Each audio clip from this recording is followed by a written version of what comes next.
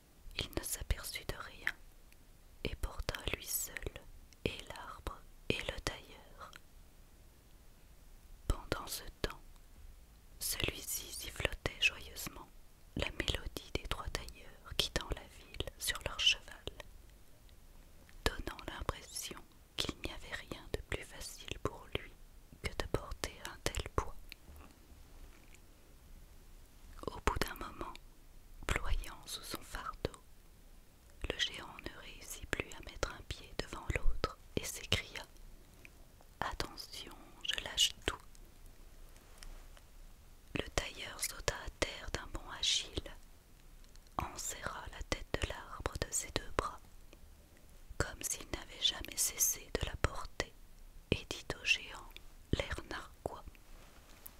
Quoi? T'es même pas capable de porter cet arbre? Poursuivant leur chemin, ils vinrent à passer devant un cerisier.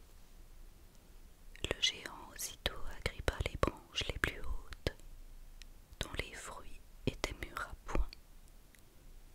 Il les courba jusqu'au sol, puis dit au tailleur: « Tiens-les et cueille-toi ces bonnes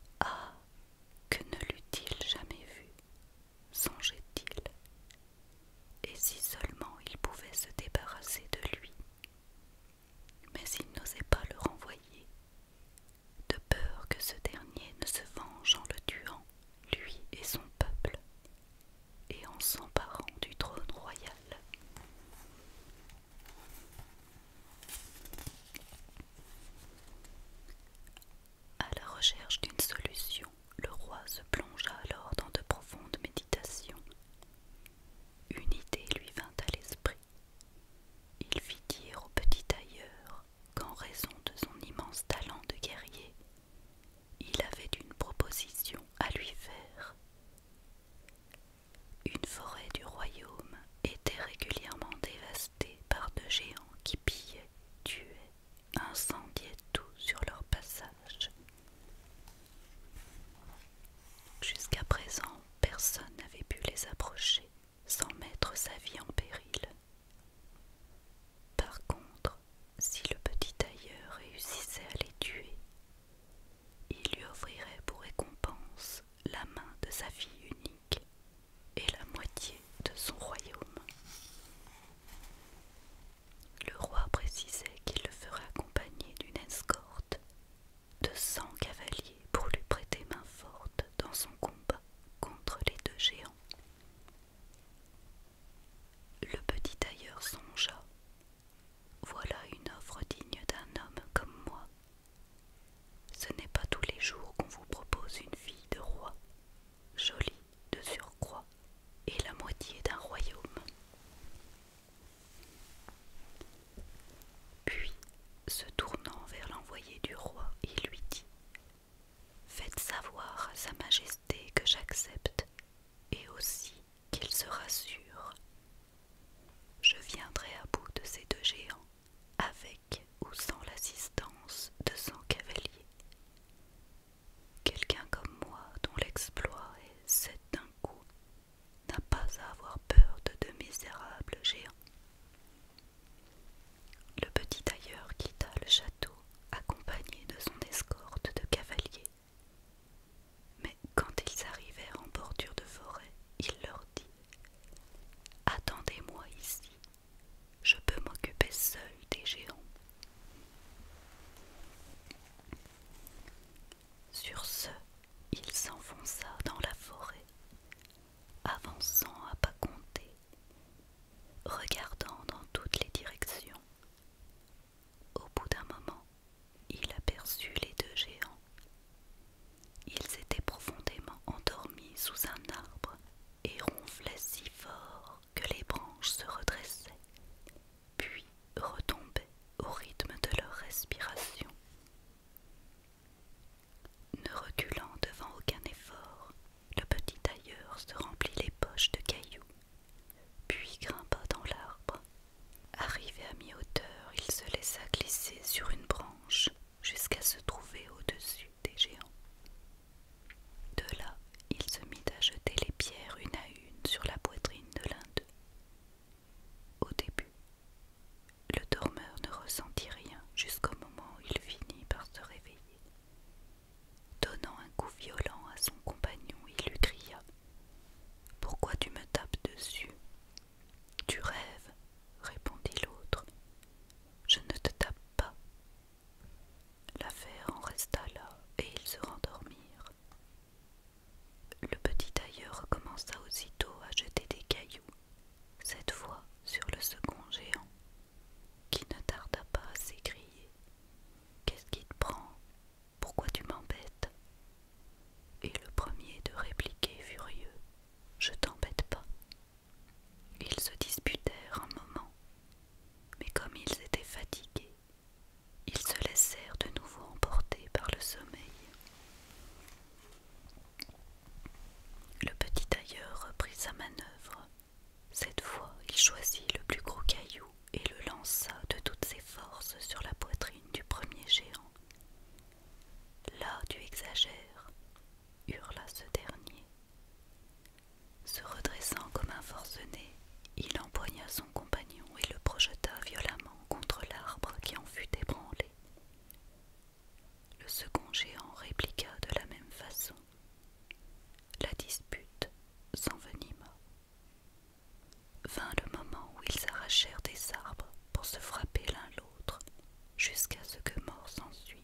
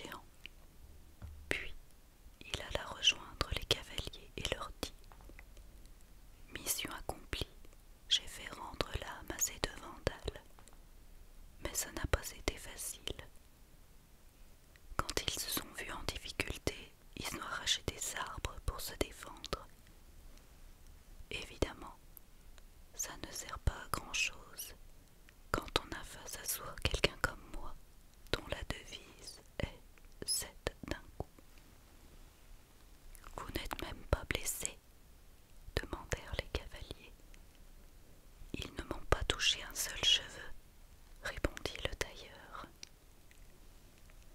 Les cavaliers n'arrivaient pas à y croire et voulurent constater par eux-mêmes. Ils pénétrèrent donc dans la forêt, et que virent-ils? Les deux géants baignés dans leur sang et autour d'eux les arbres qu'ils avaient arrachés. De retour à la cour, le petit tailleur appela au roi sa récompense. Mais celui-ci regretta d'avoir promis et imagina déjà un nouveau stratagème pour se débarrasser de ce héros encombrant. S'adressant à lui, il lui dit: « Avant d'obtenir la main de ma fille et la moitié de mon royaume, il te faut accomplir un nouvel exploit. Une forêt de mon royaume est dévastée par une licorne. Je te demande de la capturer. » Je n'ai déjà pas eu peur de deux géants, alors d'une licorne encore moins. N'oubliez pas que ma devise, c'est 7 d'un coup.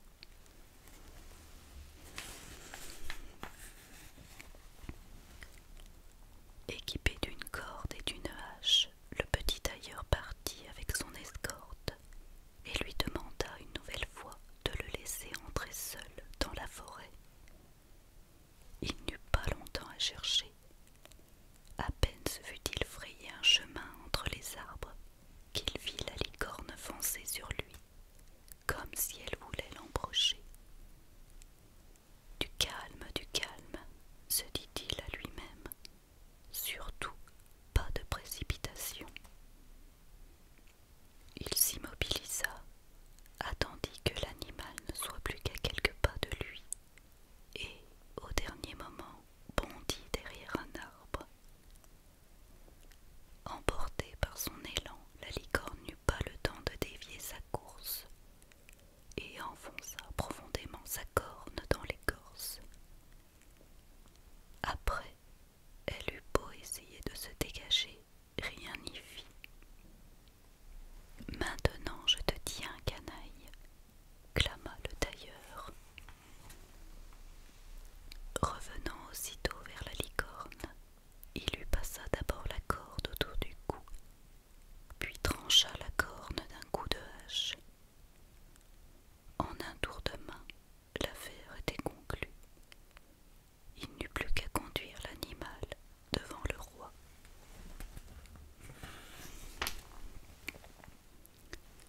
Cette fois encore, le roi ne respecta pas sa promesse et exigea du petit tailleur un troisième exploit. Il ne lui accorderait la main de sa fille que si celui-ci lui ramenait un sanglier qui vivait dans une forêt du royaume, où il causait de grands ravages.